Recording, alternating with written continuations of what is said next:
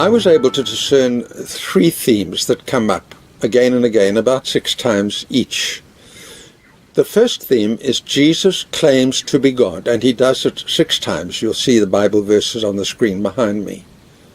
Clearly claims to be God. In verse 23, perhaps the most shocking, whoever does not honor the Son does not honor the Father.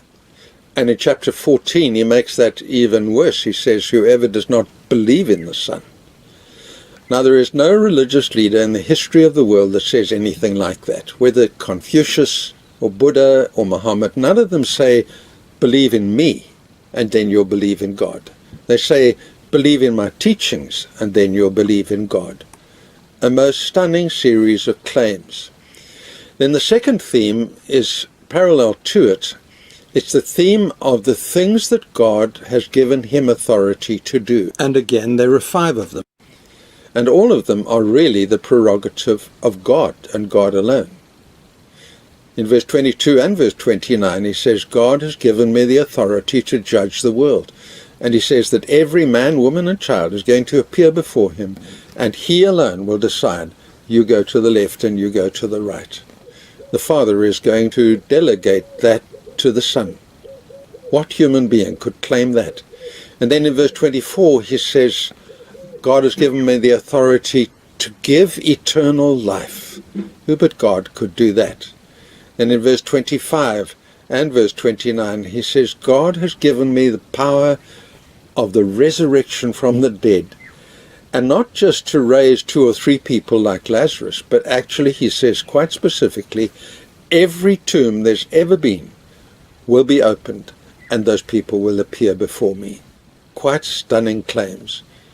And in verse 34, he says, I have been given authority to provide salvation for the human race, for goodness sake. And in verse 40, he says, I've been given authority to bring life. And now he's not just talking about eternal life, he's talking about the inner life that makes you alive.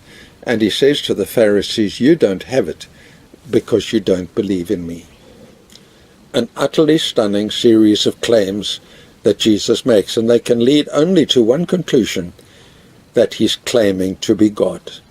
His enemies got that. The Pharisees knew. In verse 19 they said, he's making himself equal with God. Exactly, he is. And that led to C.S. Lewis's famous passage where he says, let's not have any of this patronizing nonsense where we say that Jesus is a good moral teacher, but he's not God. Jesus does not give us that alternative.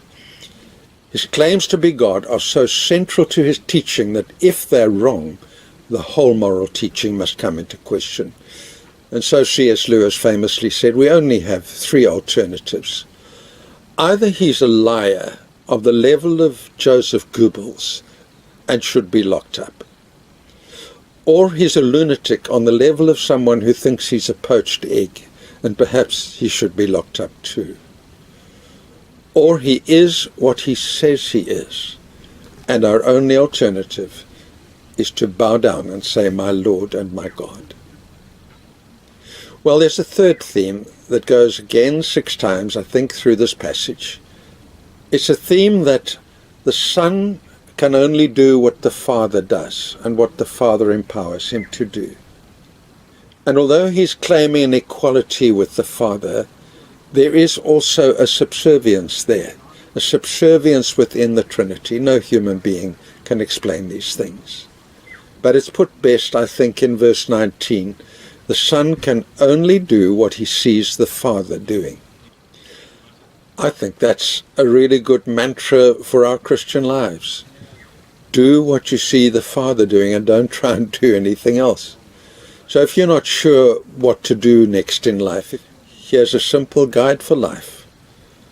Look for where God is working, and then enthusiastically join in.